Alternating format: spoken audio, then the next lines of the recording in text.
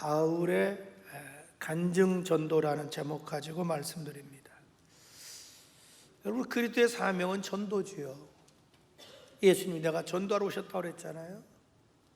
사실 예수님은 전도 안 해도 되잖아요. 능력이 많으니까 가만히 있어도 막 소문나서 인산인해를 이루는 거예요. 근데 예수님은 새벽 기도하신 다음에는 하루 종일 이 동네 저 동네 십자가에 달려 돌아가기 전까지 이스라엘과 주변 국가에 돌아다니면서 끊임없이 전도하면서 제자들에게 전도의 중요성을 보여준 거죠. 전도 없이는 우리가 복음을 들을 수 없고, 복음을 듣지 않으면 예수 믿을 수 없고, 예수 믿지 않으면 영생 얻을 수 없으니까요. 그 예수님께서 마지막 승천하기 직전에 제자들 앞에 너는 온 천하에 다니며 만민에게 복음을 증거하라, 이렇게 지상 명령을 내리셨지요. 그리고 예수님께서 승천하시기 직전에 너는 예루살렘을 떠나지 말고 내게 들은 바 아버지의 약속을 기다리라. 요한은 너희에게 물로 침례를 베풀었으나 나는 몇 날이 못되어 너희에게 성령으로 침례를 주리라.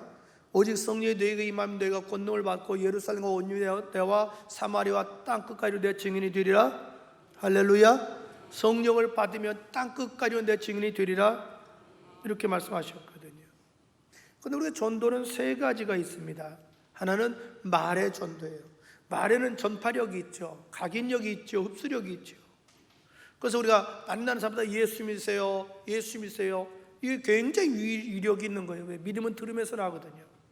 그래서 사도행전과 성령 받은 막 베드로가 안진병을 일으키고 나서 사람들이 모이니까 막 말로 복음을 증거하지 않아요. 그런 예수님을 죽였던 유대교 지도자들이 바울을 체포해 가지고 오지요. 그리고 경고한 게 다른 게 아니에요. 너희는 너희들끼리 뭐 하든 관계없다. 그러나 예수의 이름으로 말하지도 말고 가르치지도 말라. 벙어리 만든 거예요. 그때 베드로가 말한 거예요. 내가 보고 들은 것을 어찌 말할 수 하지 않겠나. 나는 보고 들은 걸 말하지 않을 수 없다. 이렇게 얘기해서 3.명 5.명 예수 믿게 되는 거죠. 저는 여러분의 입술이 복된 입술 되기를 축복합니다. 전도하는 입술, 기도하는 입술, 찬양하는 입술, 감사의 입술, 아멘의 입술, 할렐루야. 올 1년 동안 여러분의 입이 복된 입이 열리기를 축복합니다. 두 번째로 생활전도가 있어요.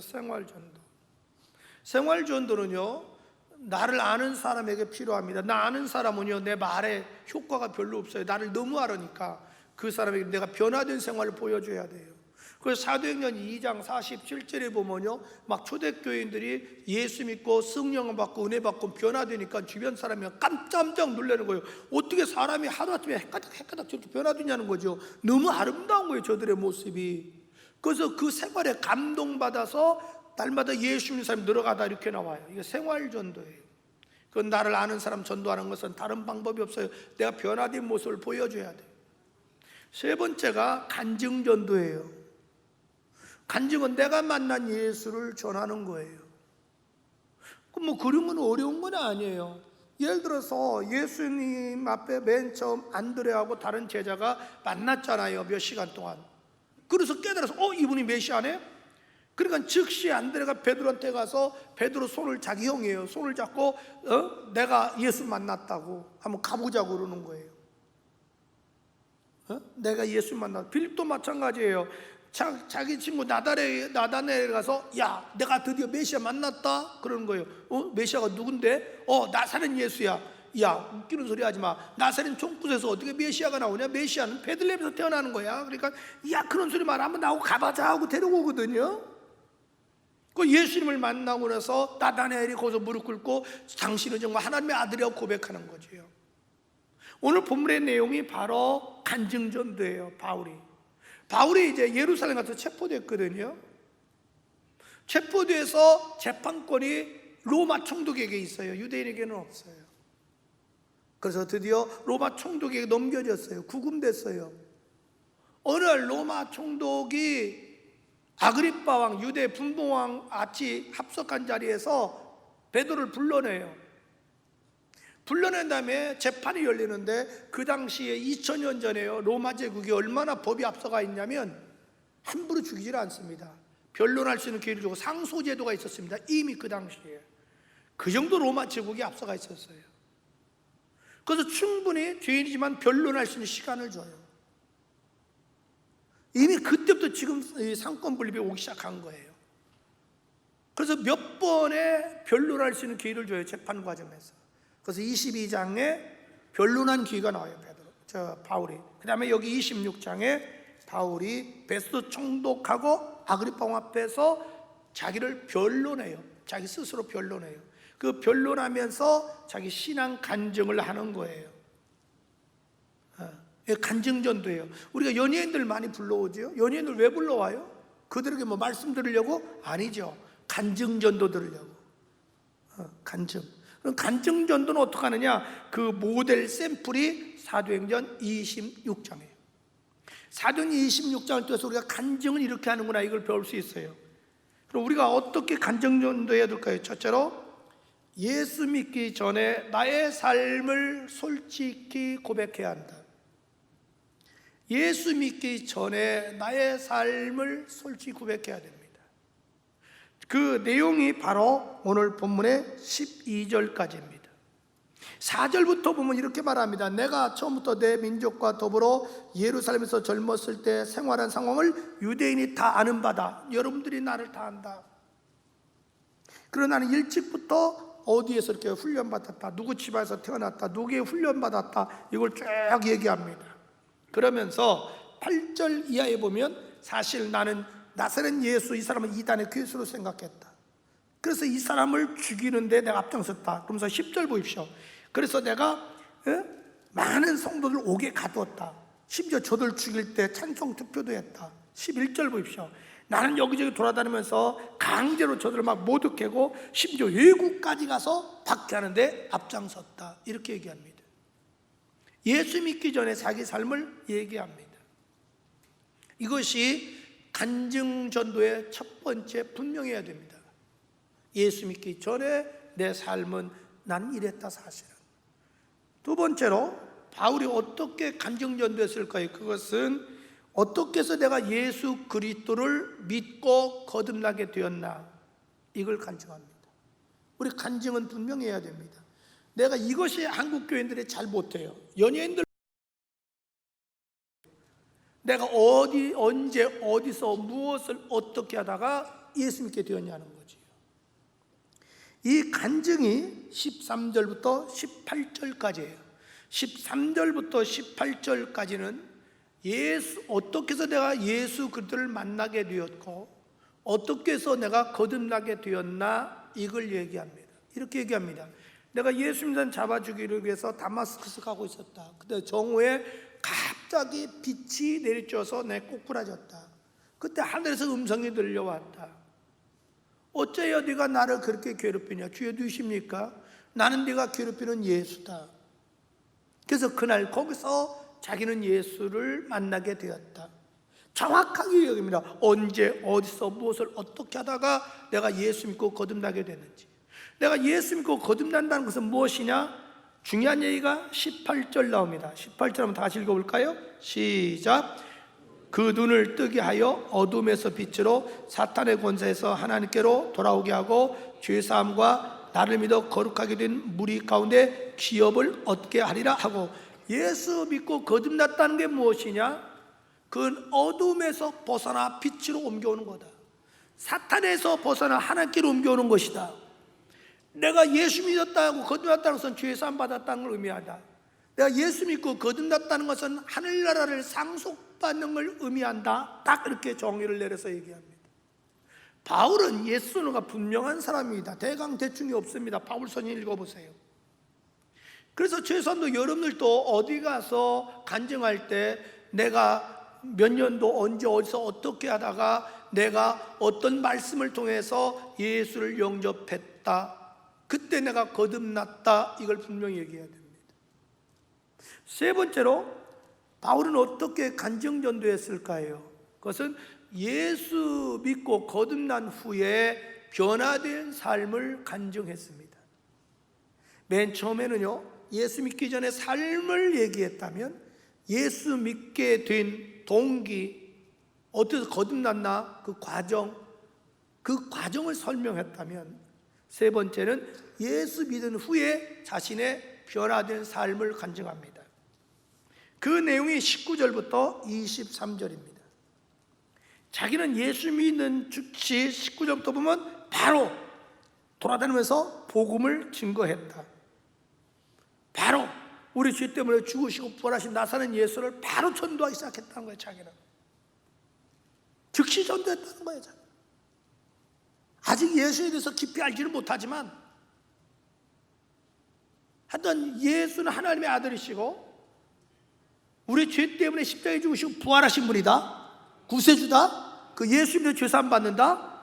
예수 믿는 영원한 생명 얻는다. 예수 믿는 어둠에서 벗어나 빛으로 옮겨온다. 예수 마귀에서 해방되어 하나님의 자녀가 된다. 예수 믿는 천국에 간다. 이걸 자기는 증거했다는 거예요. 이 간증을 제가 수십 년 동안 연예인들 많이 이렇게 접촉해 봤잖아요. 우리 교회에서요. 제일 이 모델대로 간증한 사람이 윤형주 장로입니다. 수없이 제가 많이 모셔봤잖아요. 연예인들. 어떤 이 분명한 원칙가에 간증한 사람은 윤형주 장로밖에 솔직히 없었어요.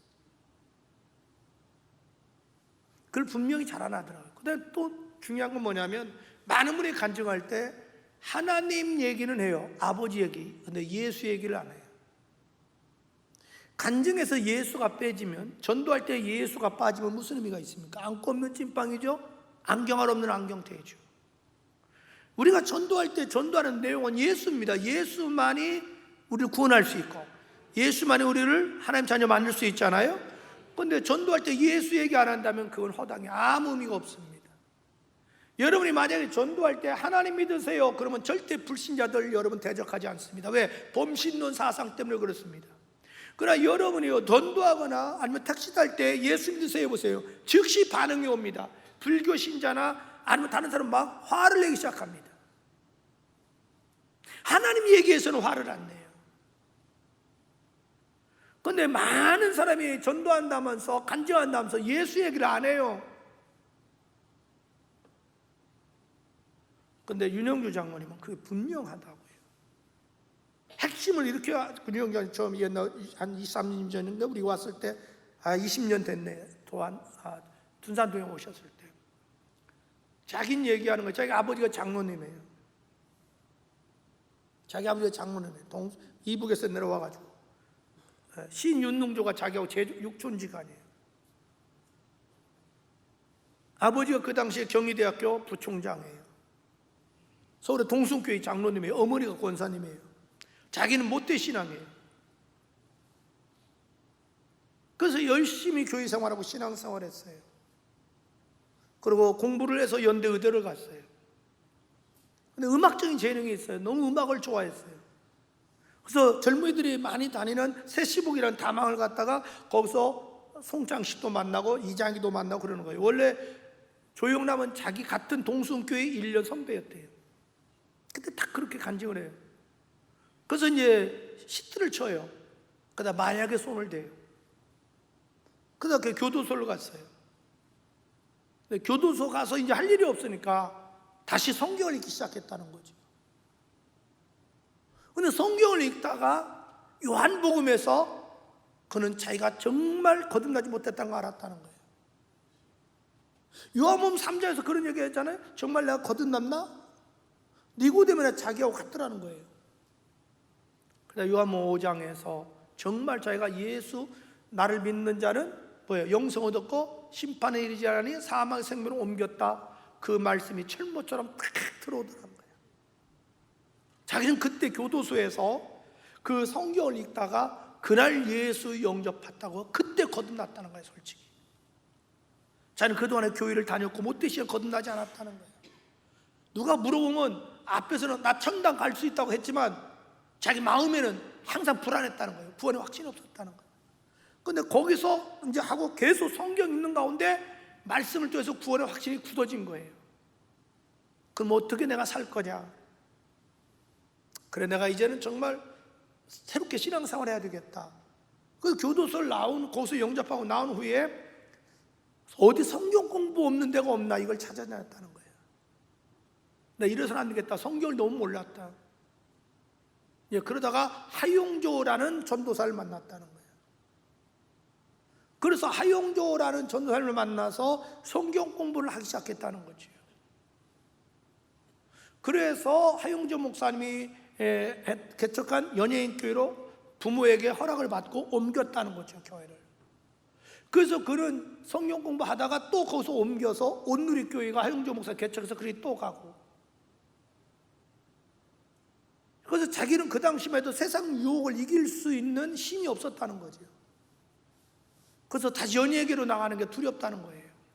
왜? 아직 말씀으로 다져지지 않아서 세상 유혹을 이길 수 있는 자신이 없는 걸 알았기 때문에 한 것이 먹고는 살아야 되고. 그래서 그 CM 뭐라 그래요? 그거 보고 뭐 과자 선전하는 거 있잖아. 그 뭐 광고 이런 거, 뭐 과자 이런 거, 그거 거의 자기가 만들었대요. 그러면서 제자 훈련해서 자기 신앙이 딱 다져진 다음에 이젠 세상 가도 되겠다. 난 아무래도 그래서 그 다음부터 돌아다니면서 연예 활동 시작하고 많은 연예인들 전도하고 사업하기 시작하고. 지금도 이분이 그 헤비타트 이사장입니다. 이 간증이 얼마나 정확한지 몰라요. 여러분들, 우리 간증할 때 핵심은 내가 되는 게 아니에요. 예수가 돼야 돼요. 아멘? 그러면서 윤영장님이 그때 울면서 여러분 다 예수 믿고 거듭내야 된다고. 근데 바울이 마지막 한 가지 중요한 게 있어요. 29절 보세요. 거기 수많은 사람이 모여있어요. 지금 막 그날 재판장 이런 데가 아니고 광장이에요. 광장. 쉽게 말하면 운동장. 거기에 수없이 많은 사람 모인 앞에 이렇게 합니다. 내가 결박된 거 이거 외에는 여러분들이 나처럼 예수 믿기를 원합니다. 이렇게 초청하는 거예요. 권면하는 거예요.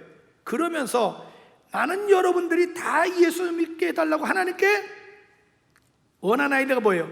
기도하겠습니다.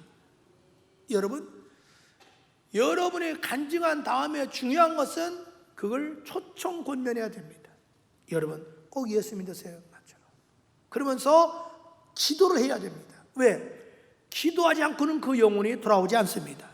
그럼 어떻게 우리가 기도해야 되느냐? 4가지 기도해야 됩니다. 먼저 기도할 때, 주님, 복음의 진리를 깨닫게 하여 주옵소서. 주님, 저 마음을 혼미케 하는 악신을 내쫓아 주시고 귀와 눈을 열어주셔서 복음의 진리를 깨닫게 해 주옵소서. 이렇게 기도해야 되고, 2번째 기도는, 주님, 전도 대상자가 예수 자신이 죄인 걸 인정하게 하여 주옵소서. 그렇게 해야 돼. 죄를 인정하는 사람은 예수 믿지만 죄를 인정하는 사람은 예수 안 믿습니다. 내가 아프다고 느낄 때 병원에 가는 거지 난 안 아파 병원에 안 갑니다. 그래서 첫 번째는 복음의 진리를 깨닫게 해달라고 기도하고, 2번째는 자신이 죄인 걸 깨닫게 하여 주옵소서. 왜냐하면 어디부터 구원이 시작되냐면 내가 죄인 걸 고백하고 죄를 회개할 때부터 구원이 시작됩니다. 그래서 자신이 죄인 걸 깨닫게 해 주소서 기도해야 됩니다. 3번째, 어떻게 전도 대상자에서 기도해야 되느냐? 예수님을 꼭 믿고 고백하게 하여 주옵소서.